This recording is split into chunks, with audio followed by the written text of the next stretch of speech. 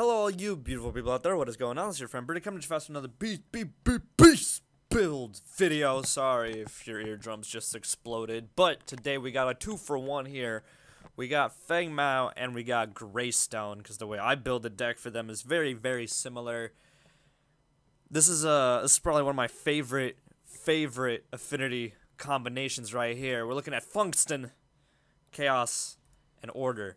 Funkston. This is a chemistry joke, okay? I mean, it's not actually Feng Mao, it's Feng Mao, apparently, according to Epic.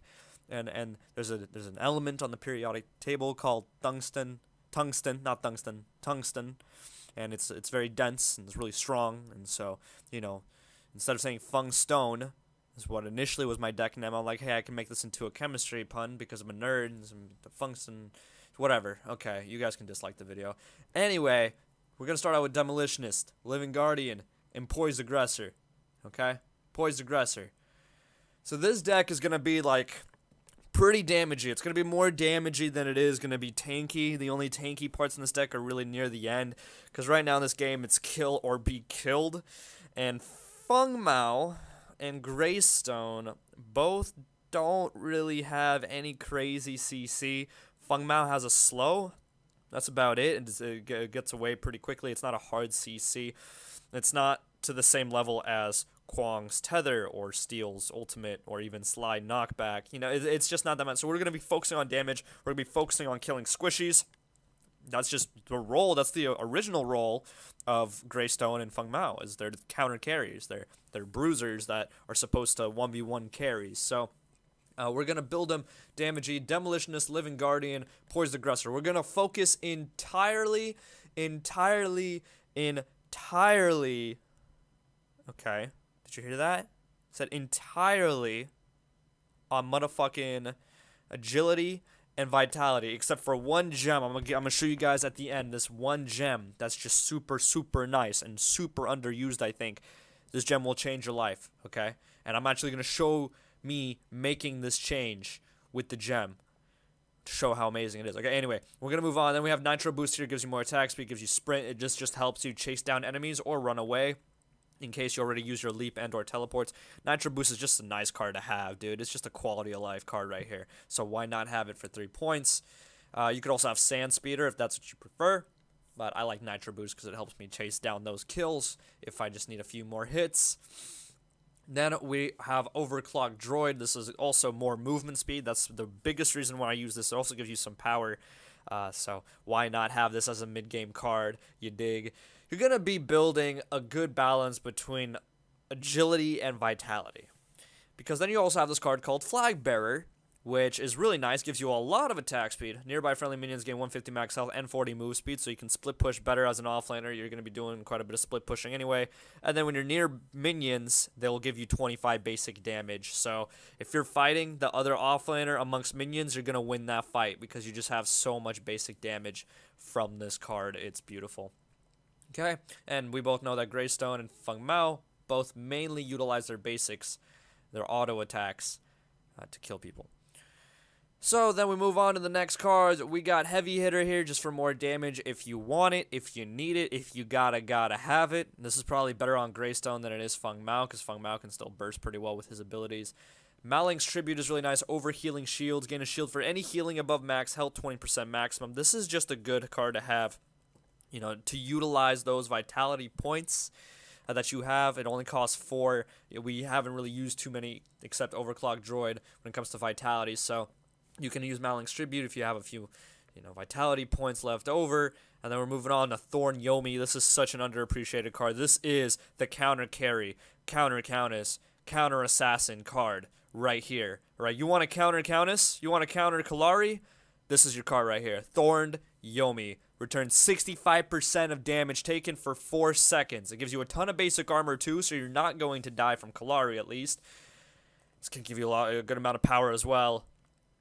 Goddamn, this card is amazing. You put it on someone who deals a lot of damage like Greystone and Feng Mao in the first place, then you have the counterattack ability going, you're going to win that fight. It's just no questions asked, you're going to win the fight, because they're just going to hurt themselves, and you're going to hurt them more, and it's just going to be insane. Now here is the bread and butter of this build. Of course, Sacred Alchemy, probably one of the best cards in the game. Gain shield equal to 20% of basic damage dealt, which is an amazing card for carries, and it's pretty damn good on Greystone and Feng Mao as well. They won't deal as much damage as carries later on in the game, but they still have a few abilities that help them with survivability, like Greystone's block to the basic attacks every few seconds, and Feng Mao's shield. You stack that with these shields, you get shield on shield on shield on shields. And it's just ridiculous. You get everything you need, power, attack, speed, and health with this card. And then we're moving down. We got a bunch of late game cards here. Rather, just only 2, really. This is just for super crazy amounts of damage. Knight of Asher, 19 power, 14 attack speed, 24 basic armor, gain 25 basic damage, and you increase your basic damage by 1.5 per attribute point purchased. So, if this is the only card you have slotted, which it might as well definitely be at some point in the game, this will deal a ridiculous amount of damage. Once you get enough points, you can switch out Knight of Asher for Shattered Golem, and it'll just give you more bang for your buck at that point, because you won't be getting the Elevate bonus anymore. Basic attacks have a 20% chance to deal 100% bonus damage. This is great because the attack speed is through the roof. You'll have no problem with this. So your final build should include Sacred Alchemy. It should include one of these cards, most likely Shattered Golem. Shattered Golem, Sacred Alchemy. That leaves you with 4 agility points to be able to mess with. At that point, you can use Maling's Tribute if you'd like. You can also be using Thorn Yomi. I like Thorn Yomi on my bruisers. I feel like Maling's Tribute is better for carries because they do way more damage and way more overshield. Thorn Yomi, really good for bruisers who are going to be up there in the battle taking the damage. Really nice to have. So your final build is going to be Thorn Yomi. It's going to be Sacred Alchemy. It's going to be Shattered Golem. You're going to have basic armor. You're going to have health. You're going to have a lot of damage. Now the problem is you're not going to have a lot of ability armor. That's where your gems come into play. That's why we have a lot of gems. And we are going to explain some of these gems to you guys. And the big gem change that I wanted to make right off the bat just to show you guys. So here, you know, we have some healing towers, we have damage reduction, we have ferocity. Ferocity's pretty damn good on Greystone. Ain't even gonna lie to you. Pretty good on Greystone, but you're gonna be focusing agility more with these decks.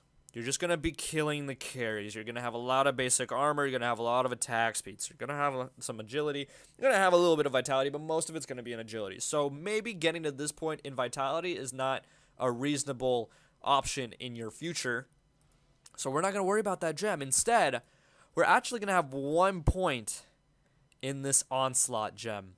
Okay, this gem, reduce cooldowns by 0.2 when you land a basic attack. Now this might not seem like a lot, my guys, but this adds up, especially later on in the game when you have so much attack speed. Greystone's ultimate will come back super duper quick. You can go. You don't have to be hitting heroes either. You could be hitting minions, and your ult will come back quicker. Feng Mao's ultimate and all of his other abilities that have a pretty decent cooldown will come back quicker. This is a very, very, very underrated gem, and I overlooked it. I overlooked it, to be honest, because I'm like, I'm not gonna use intellect on my fighters. I overlooked it.